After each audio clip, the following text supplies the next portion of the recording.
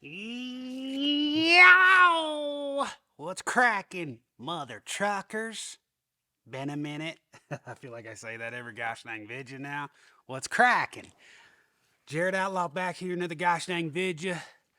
We're gonna get right to it, man. We're gonna go over a lot today because I feel like I owe y'all an update on quite a few things. Just poured myself some of the wife's sweet tea, so I'm gonna be hyped up for this one, son. Mm-hmm. Also brought that Outlaw Wild Watermelon out.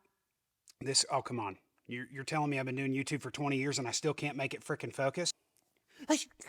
Trick you. Come on. You guys get the point. It's Outlaw Wild Watermelon. Let's go over tins really quick while I'm throwing this pouch in. These are Outlaw Wild Watermelon pouches. I'm throwing an upper decker because you guys know I need my pecker beggar. That's the one. So let's go over tins really quick. Well, actually, first of all, let me just say this. I'm filming this on Thursday, May 1st. Or this is going up May 1st.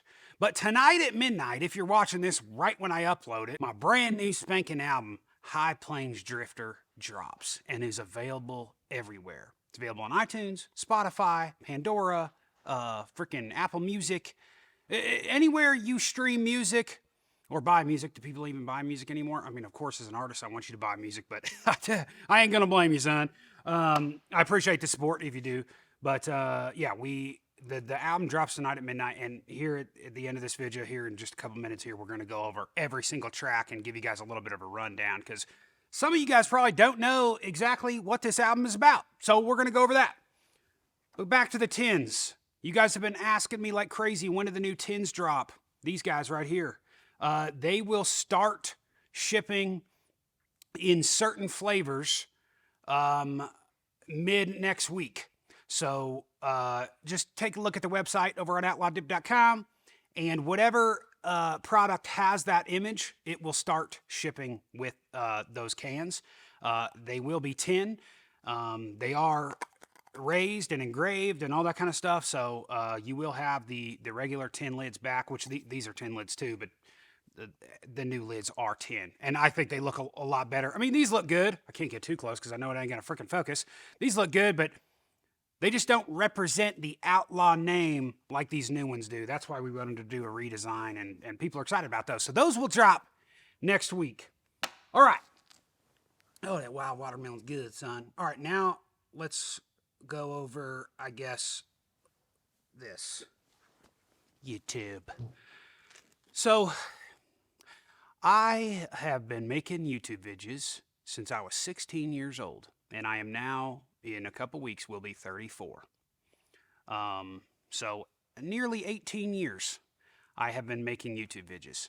And I can't really say I've been making YouTube videos the past year. I feel like it's every couple months I drop a few. But, obviously, everybody has a life and everybody's life changes. And and I've already retired from YouTube once, a couple years ago, and didn't upload for a year, and then came back, and I was like, man, I miss it. That's everything, right? And it's not too serious. It's not like retiring from a job at the frickin' Kmart and then trying to get your job back. This is a little bit different. Like, I can upload a video anytime I want, And sometimes I get the itch, and I want to.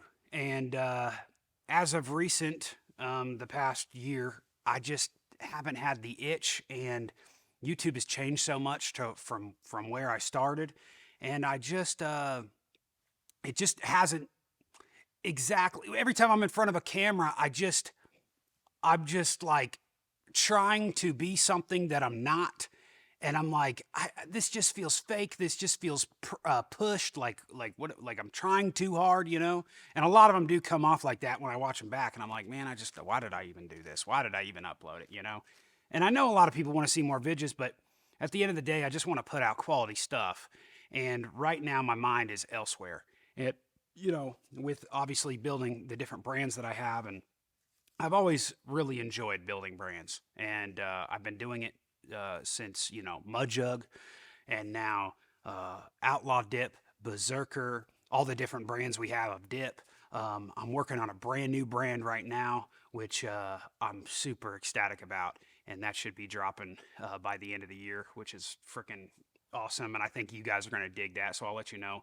Make sure to stay tuned to my socials.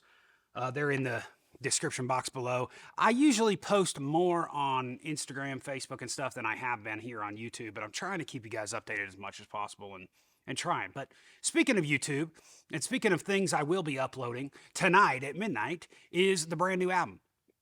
And this album, High Plains Drifter, has been in the works for over 2 or 3 years now. Some of these songs I wrote 2 or 3 years ago, and they just, well, not recently. I guess we recorded it all about 6 months ago in Atlanta, and then yeah, we recorded everything in Atlanta actually. 1 or 2 songs was done here in Colorado, but the rest were done in Atlanta at a high profile studio. Tree Sound, I think it was called. A lot of big albums have been done there, and produced by Byrne County and Brad Cox Music, which those guys are just musical engineer geniuses. They freaking are amazing. They know a lot of people in the business, and that's what's exciting about this album is this has been done super professionally, where a lot of these tracks you're going to hear have real instruments. It's not just a dun, dun, ch, dun, dun, dun, ch, a beat made on a computer. You know, this is all true, real instruments throughout the entire thing, and all original songs, all written by me, 100%. The music obviously done by Byrne County and Brad, and it's something I'm super, super proud of, and I just can't.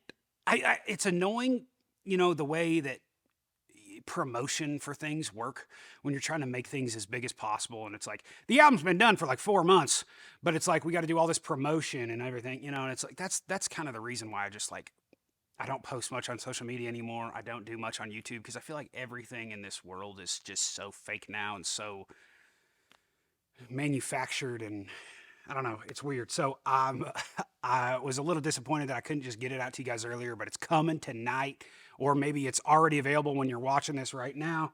So I'm super excited about it. The album is called High Plains Drifter. There is 10 tracks on this song, Dick, all right? All brand new songs. Some of them you might have heard before, but they're completely different. Let's go ahead and run down the track list. Now, I highly suggest if you're going to listen to this album tonight on Spotify or Apple Music or whatever you stream your music on, try to listen to it in order. The album's not very long. I think the album altogether is 35 to 40 minutes, something like that. So it's 10 tracks, and the way I kind of did this record was I wanted it in this kind of timeline because this is kind of a spiritual musical journey through the Wild West. And I'm a big fan of spaghetti Western movies. I'm a big fan of old Clint Eastwood and Ennio Morricone music and things like that. So this is heavily, what's the word? It's inspired by the spaghetti Western music. And so this album starts with High Plains Drifter, which is the first track that is out on YouTube right now. You can go listen to it. And that one starts kind of this journey and kind of gets you in the mindset of this Wild West culture and where I'm at. But this song, High Plains Drifter, can be taken as like, you know, I'm this High Plains drifter like it is in the Wild West, or it's even nowadays, and I'm drifting all over the place, and my head is here and there and this, that, and the other, which is true, and that's why I wrote the song. So High Plains Drifter, the first track on the album, kind of like the you know, if anybody like, oh, what's your album like or whatever, I would give them that song and say, this is what it's like. And love that song. High Plains Drifter, one of my favorites I've ever done. That song I wrote about 2.5 years ago, and I was so happy to finally get it on a track and put it out. Number 2, it goes into Wanted Man. Now, Wanted Man was written during the time that I kind of got canceled from a lot of things. So FDA came down on my companies, and we took a big hit. YouTube demonetized all my videos and started taking a bunch of old content down, some videos that were just legendary that everybody loved, and for no explanation.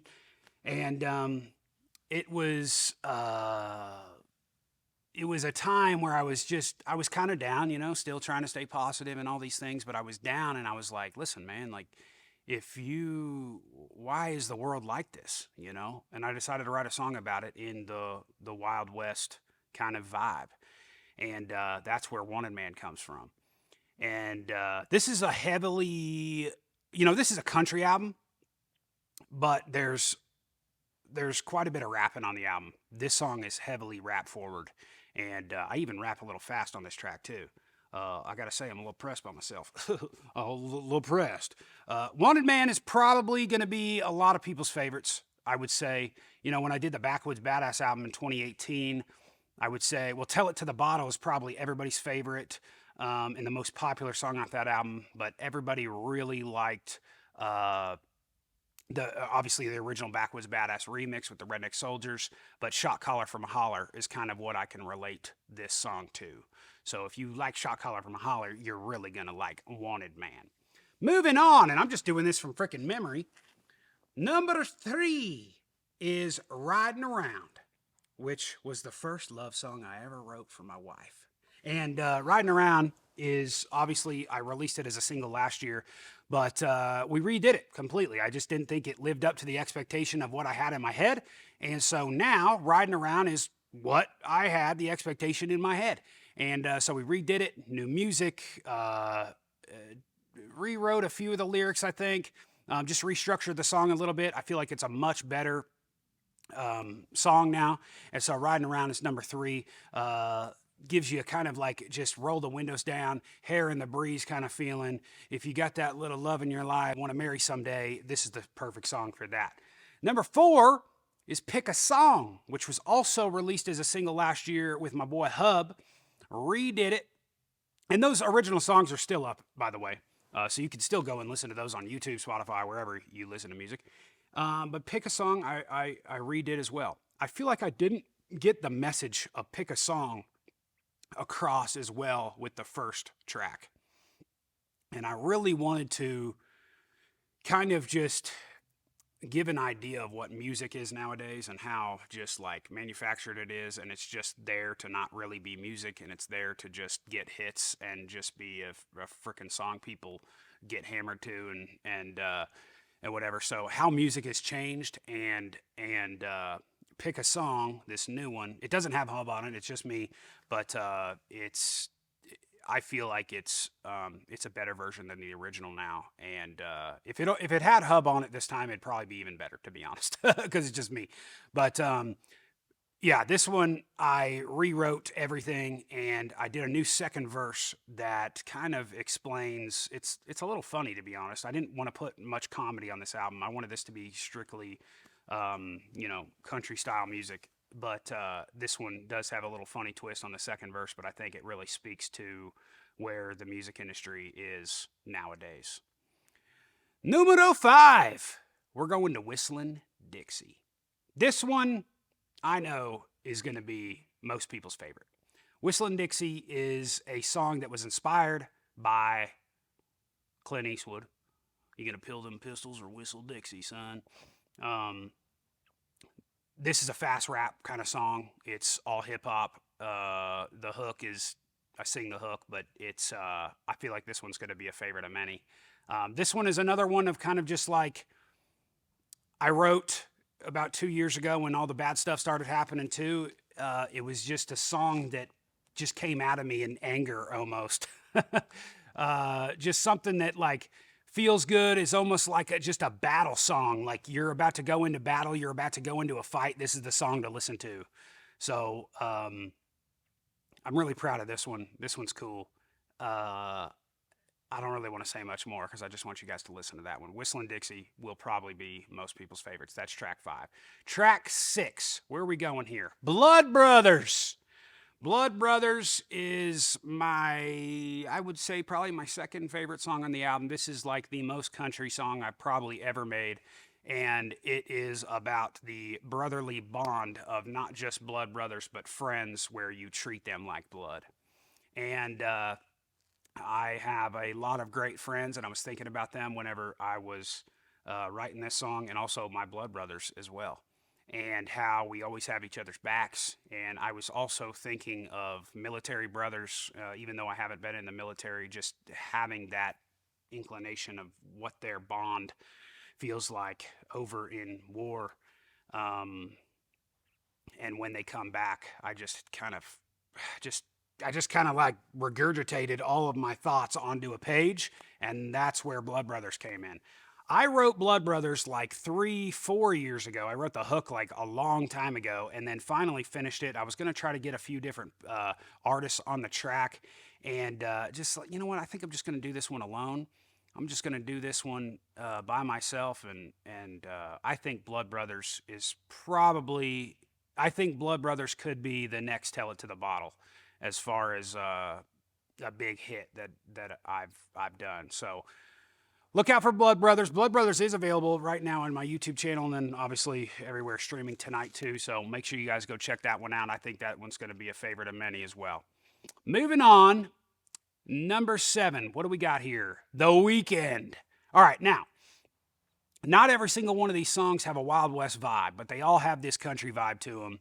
I wanted to throw a song on here because everything that I was kind of writing, I realized was kind of like deep and not dark by any means, but like kind of deeper. And I was like, I just need a feel good song on here. I need something feel good, And Blood Brothers is one of those, but The Weeknd was one that I wrote. When you go through life and you just have some days where you're down, and then you have some days when you're super up, and it's like something's going on with your brain chemically, and you're just like, I don't know what's going on right now, but I'm on a high, baby. I wrote this song on a high, and it's for the working man.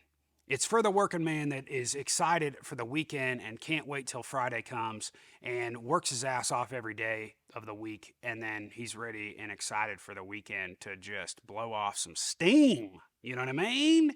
So The Weeknd is definitely going to be the song of the summer.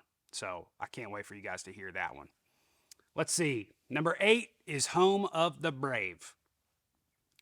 So this song I wrote 4 or 5 years ago under the name Land of the Free, which was a lot of people's favorite when I wrote it. Released it on 4th of July 4 or 5 years ago.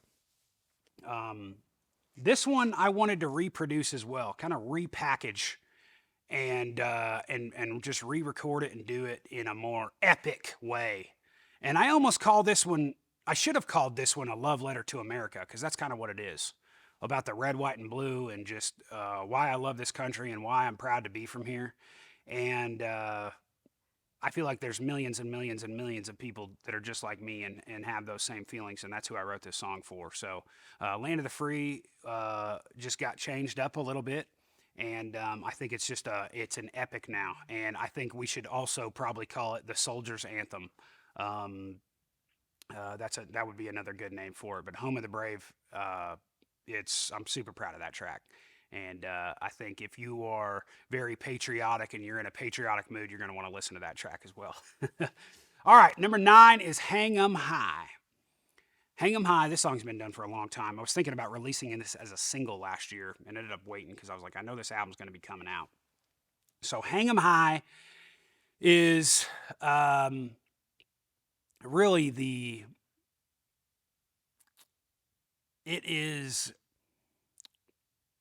this one is like Wanted Man, but to the next level.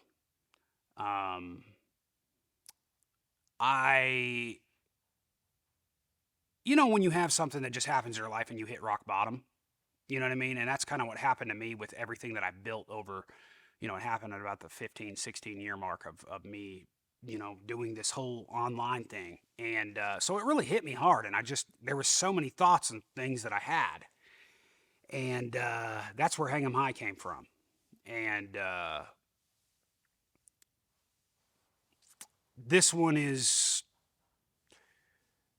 definitely top 3 for me on the album. I think this one's going to be a favorite of many too. The hook is like, just gets stuck in your head.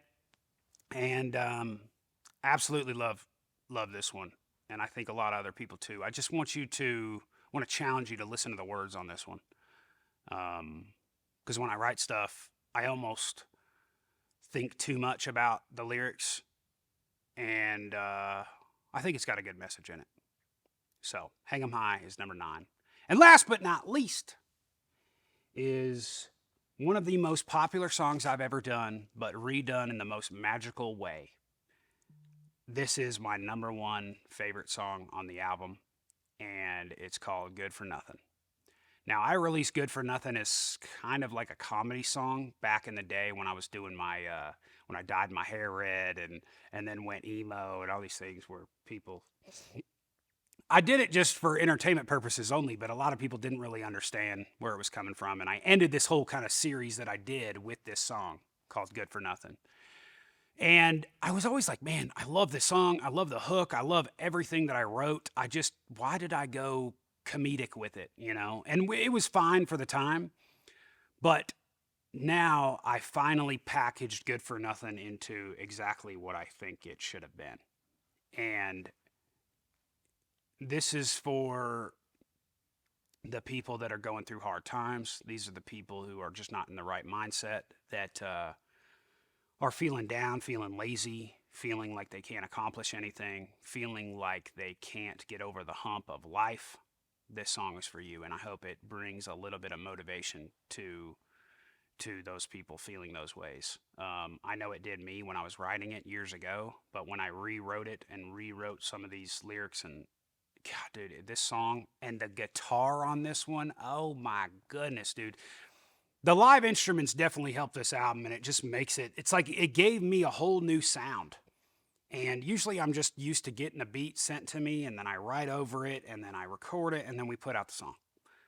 This one, it was like I wrote the song, and then we put it in front of a guitarist and a drummer, and it's just like it was such a cool process to do. And I hope you guys feel the way I do about this album, which is just love. It's just there's a good message to a lot of these songs, which I feel like when you listen to some people's albums nowadays, it's just like spewing BS. So it's like, oh, this has a good melody or this has a good beat. Um, it's not what music's about, you know? It's a part of it, but it's not the entire thing. So I tried to give all of you guys the entire thing with this album. Good for Nothing is my number one song on the album, even though it is placed last. I think this song needs to go last on the album. And when you listen to this song from 1 to 10, it's it's a really cool experience, man. So I'm excited for you guys to hear it. I'm excited to hear what you guys think. And I don't even, you know, to be honest with you, I haven't done one music video for this album. And that's just because of, you know, where my YouTube channel's at, where I'm at. You know, when you talk about like internet terms for someone like me, I have fallen off. I am the first to admit it. I have fallen off. And that's because of my own doing, obviously getting disheartened by what has happened to my channel over the past few years, and videos getting deleted and taken down and demonetized and blacklisted and throttled and you know things like that. It's just not like it used to be, right? And I could try to start all over, and I've tried, and um, it's I could spend some money on doing some really badass music videos for these, but it's just not going to be worth it monetarily, or it's not going to get anybody else to listen to these songs. And now that everybody just streams on Spotify and stuff, I'm like, I'm just going to put this out. We're not going to release hard copies. We're just going to put this out and let people stream it, and hopefully get a good message from the entire album. So I'm excited for you guys to hear it, man. So I think that's it, dude. That is a update of pretty much everything going on in my life right now. Like I said, I'm working on some new businesses right now, a new brand. I'm getting in with some other brands right now, and that excites me personally, you know, to be able to do that. And even though I'm not in front of the camera, or even though I'm not constantly posting in your face, which is just, it's so funny. I was talking to my wife about this. It's like everywhere we used to go, like we used to do trips and everything, and I used to bring my camera with me and just like film myself doing anything. But now, as a 34-year-old with kids and a wife and a home and responsibilities and different businesses that do better than me posting a video on YouTube, it's hard to be able to even do that anymore and take myself seriously. When I see the younger generation doing that now, I don't judge them in any way because that was me.